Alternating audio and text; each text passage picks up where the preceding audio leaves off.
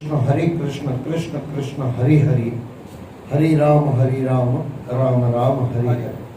श्रीमद् भागवत महापुराण 11वां सिकंद 11वें सिकंद का आज अंतिम अध्याय 31वां अध्याय 31वां भगवान श्री कृष्ण का स्वधाम गमन। श्री सुखदेव जी ने कहा, परीक्षित, दारू के चले जाने के उपरांत ब्रह्मा जी, शिव पार्वती, इंद्र, लोकपाल, बड़े बड़े ऋषि मुनि, अप्सराएं, गंधर्व, यज्ञ नागचारण आदि वहां भगवान श्री कृष्ण का परम धाम गमन देखने आए। वे सभी भगवान की लीलाओं का उच्च स्वर से गान कर रहे थे और भक्ति भाव से भगवान के ऊपर पुष्प वर्षा कर रहे थे। सर्वव्यापक भगवान श्री कृष्ण ने ब्रह्मा जी, शंकर जी व अन्य लोगों को देखा और बिना कुछ कहे चुपचाप अपने नेत्र बंद कर लिए। वे सहज शरीर अपने धाम को चले गए। उनके जाते ही लोक से सत्य, धर्म, धैर्य, कीर्ति, श्री आदि भी चली गई।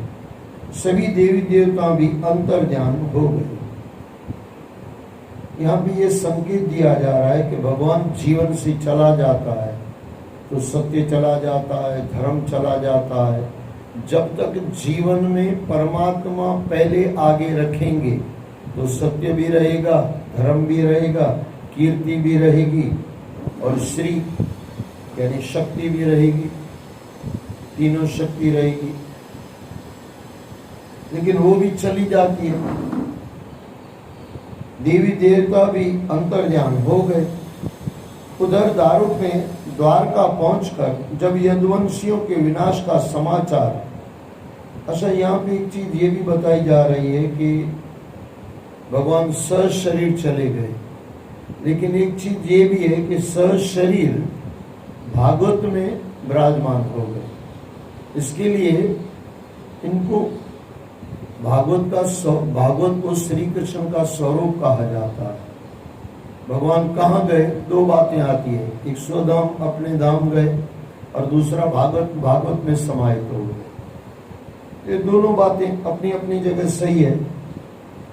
उधर दारुक ने द्वारका पहुंचकर जब यदुवंशियों के विनाश का समाचार महाराज उग्रसेन और वसुदेव जी को सुनाया तो वे सभी आर्तनाद कर उठे, यानी दिल से पुकार निकलती है, आर्तनाद, दुख से जो प्रार्थना निकलती है।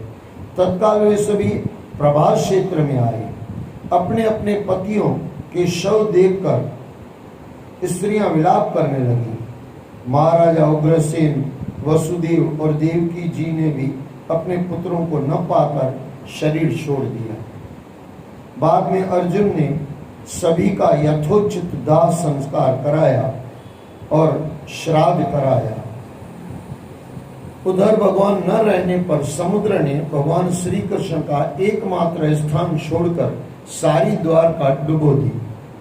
परीक्षित, पिंडदान आदि के बाद बची खुशी स्त्रियों और बच्चों को लेकर अर्जुन इंद्रप्रस्थ चले गए। वहां सभी को यथा योग्य बसाकर अनिरुद्ध के पुत्र वज्र का राज्याभिषेक किया। जब युधिष्ठिर को यदुकुल के विनाश और भगवान श्री कृष्ण के स्वधाम चले जाने का पता चला तो वे भी अपने भाइयों और द्रौपदी के साथ हिमालय की यात्रा को तैयार हो गए। उन्होंने तुम्हारा राज्य तिलक करके हिमालय की यात्रा की। उन्होंने तुम्हारा राज्य तिलक करके हिमालय की यात्रा की और वहां वीर गति पाई। परीक्षित को कह रहे हैं। हाँ, परीक्षित, भगवान श्री कृष्ण की गति कौन कह रहा है? सुखदेव जी महाराज। बात के अंदर बात है, कहानी के अंदर कहानी है, कहानी के अंदर कहानी है और उसके अंदर शुरुआत है ये भी है कि सुखदेव जी महाराज परीक्षित को बता रहे हैं। तो परीक्षित को कह रहे हैं कि आपका राज्याभिषेक करके आपके जो पिताजी थे, काका थे, सब चले गए, हिमालय को चले गए। परीक्षित, भगवान श्री कृष्ण की गति तो मन और वाणी से परे है। ऐसा दादाजी हैं, परीक्षित का पिताजी है ये अभिमन्यु, अभिमन्यु का बेटा है परीक्षित, तो उनके दादाजी हुए। ये पांचों भाई इनके दादाजी हुए। पर अभिमन्यु का बेटा है परीक्षित, और उनके अभिमन्यु के पिताजी अर्जुन, अर्जुन दादाजी है, तो बाकी भाई भी दादाजी हुए, ऐसे कहा जाता। परीक्षित, भगवान श्री कृष्ण की गति तो मन और वाणी से परे है। भगवान का मनुष्यों के समान जन्म लेना, अनेक लीलाएं करना, फिर उन्हें संवरण कर लेना उनकी माया का ही विलास है। वे स्वयं इस जगत की सृष्टि करके इसमें प्रवेश करके विहार करते हैं और अंत में संहार लीला करके अपने अनंत महिमामय स्वरूप में स्थित हो जाते हैं। मैंने तुम्हें देवताओं के भी आराध्य देव भगवान श्री कृष्ण की जन्म लीला और कर्म लीला सुनाई।